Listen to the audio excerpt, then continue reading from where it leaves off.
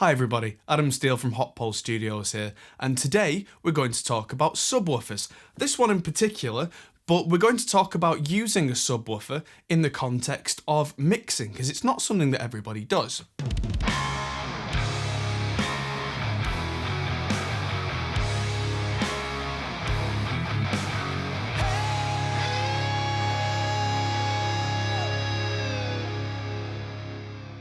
So, subwoofers, the who, the why would you do it?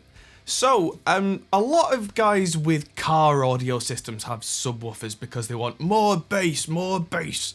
And for that kind of thing, or in a home hi-fi setting where you want more bass, that's absolutely the obvious choice. But in a studio, why would we want a subwoofer? I'm using a pair of Adam A7X speakers here. Which I bought with my own, the studio money many years ago. I've been using Adam speakers for a long time. I mean, they are my namesake, but I was dragged in by the sound of the ribbon for the tweeters. Anyway, that's by the by in this video. The thing about these speakers is they are really quite good at revealing everything in the upper range and the mids. But below a certain frequency, maybe 70 Hz, 60 Hz, they don't do much. And that can be a problem in mixing. That doesn't necessarily mean that the mix sounds bass light. What it can mean is that if there's something going on below that, I might not necessarily know about it. And that is the crux of it for mixing. Enter this. This is an Adam Audio Sub 8. I got in contact with Adam Audio recently because, being a long-standing user of Adam speakers, I was thinking about subwoofers. I'd read an article in Sound on Sound magazine with Jean-Michel Jarre, who's a very well-known electronic guy, and he said that instead of using a massive speaker system, he now uses near-fields and subwoofers, and it gives him that feel of a large monitor setup. And that got me thinking, and so I got in contact with these guys, and so here is the Sub 8, and I'm talking to you now about it. So this video is technically brought to you in conjunction with Adam Audio, so this is kind of sponsored. It's not a paid video, but it's that kind of thing. So I'm going to talk about subwoofers in general as much as possible, because I mean, in many ways you could get any brand of subwoofer for what we're talking about. I mean, I'm all about matched sets as well, which is why I wanted to go with Adams, but you can use these with a great deal of other systems.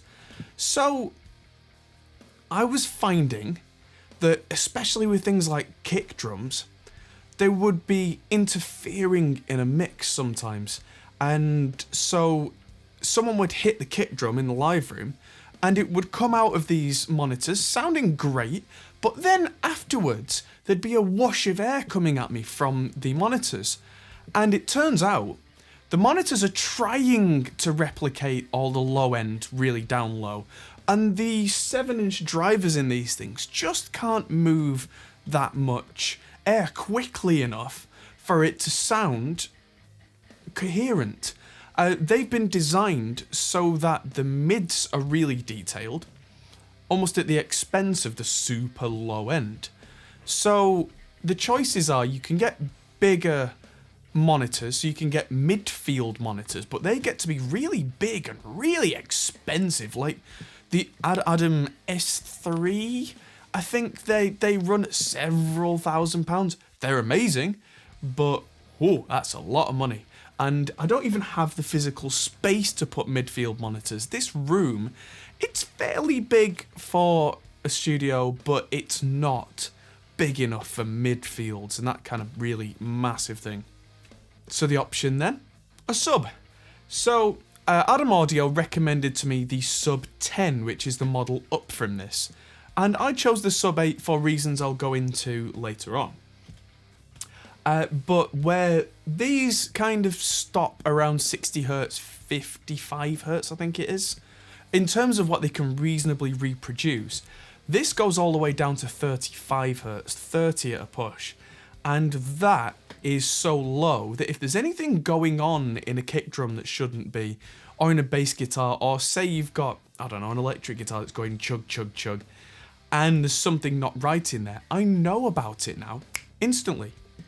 So, to set these up, there is a bit of setup involved, because a lot of rooms, it can be argued that adding a subwoofer will cause problems. But generally I find that it's the room that was always the problem to begin with, and the subwoofer's just bringing that out. If I want to hear the full range of a song, that's what I want to do. So there are a few things you have to set up. Firstly, matching the volume. When I install this subwoofer, you can plug the outputs from your sound card, your interface, straight into the back of here, and on the back there are 2 extra XLR outputs that then go to the monitors, so you don't need 4 outputs from your interface, you just need the 2. The satellite filter button on the back takes all the signal out of the tops that's below 85 Hz, which means that then not only is the bass not getting confused between the tops and the sub, but that also means that then you've got much finer control of how much sub you want to be in there, so you get to have the right level. We're not talking about more bass here, we're talking about even bass, extended bass that goes down as far as it should. Now this is where it gets interesting, because with the 85 Hz cut which I use for the tops, that means that they then aren't trying to produce the super low end.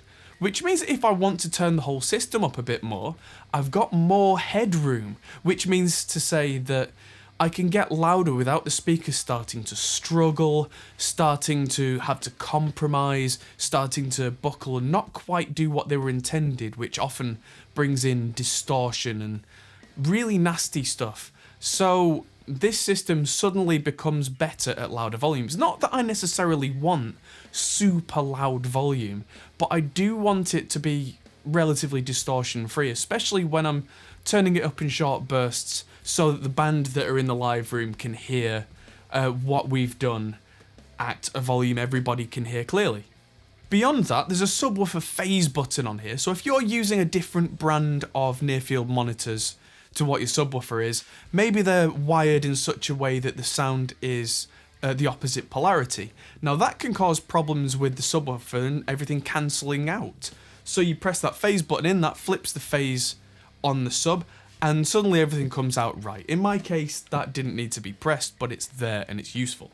The last switch, which is quite useful, is there's a button which means that this can be constantly on, or you can have it so that when you play a signal from your DAW, the sub turns itself on, which is a nice power saving feature, and it means that I don't have to reach down the back of the sub and try and press the on button every time. A lot of subs have these kind of features, and one that's particularly useful for me is the filter. You can choose whether it's at 85 Hz, which is where the crossover point is with the Adams, or you can choose another crossover point. So let's say you've got a different set of near-field monitors and you put, I don't know, 100 Hz filter on those. You can then choose from the front where you want it to be on here to match. A lot of film work, you'll find that the sub is filtered lower down and the sub will only do like the serious rumbly stuff, especially if you're mixing in 5.1 or that kind of thing. If you're mixing for a film, the 0.1 channel is designed to do seriously low stuff only, and the top should be able to handle the rest of the low end, depending on the mixing style that you're going for. This sub's pretty funky as well. Right in the middle there is a little infrared. It comes with a remote, so if there's not enough sub or if there's too much in a certain filter range, you don't have to then reach over, you can just change it with a remote. Now to set this up, what I did first is I got a pink noise generator in Reaper to just give me standard pink noise firing out of the speakers, and I used Reaper's Re-EQ, because the Re-EQ has an FFT which shows you what's coming back. So I happen to have a measurement microphone, This is the Sonar Works measurement microphone, so I took advantage of having this and stuck it right in the middle of where I would be listening to the system. With this pink noise running, I had the sub right in place with everything set so that the sub was at 0 dB and the filter was at 85 Hz. And for this particular room, I did notice there was a bit of a lump in the low end, and it turns out that for this room, the 0 dB control on here is a bit much. So I wound it back to -3 dB, and then noticed there was a little dip in the low end above the 80 Hz range up to 100. So all I had to do then was take the filter and just turn it up a little. It was about 100 Hz, and suddenly that little dip got filled in by the sub. And then when I listened to it, everything sounded pretty decent. Beyond that, I then, when I had a setup I was happy with, used the Sonar Works 4 software to then create a calibrated measurement of the room now with the sub in there. And that made a massive difference. And suddenly, I've not ever been able to monitor so clearly in my entire life. I can pick out everything from the super low rumbles through to the vocals, through to the high end. None of the system is straining either, so that's an absolute plus for me. Now, I do realise at this point that this video is entirely just me, just waffle. So, I'm going to do another video following this up, talking about something much more practical with some demonstrations, which is, where do you put your subwoofer? Now, that's a whole different question, and I went for a different answer to spoil the end of that video, where I decided that where I put the speaker is the subwoofer is quite important, but also, I was going to use another one as well. So it's all stereo subs, and we're talking about placement. So stick around for that. That's coming in a week or two when I've managed to do all the practicals and sort the video out. So thank you everybody for watching this video, and I'll see you guys then, and I'll see you in the next video on the channel. Thank you everyone. I'm Adam Steele for the Hot Pole Studios, and I'll see you later. Goodbye. Thanks for watching, guys. If you enjoyed this, feel free to check out our other videos, as you can find here, or check out our Facebook and Twitter, or our Patreon page, which helps us to make more videos like this. Thanks for watching, and we'll see you in the next video.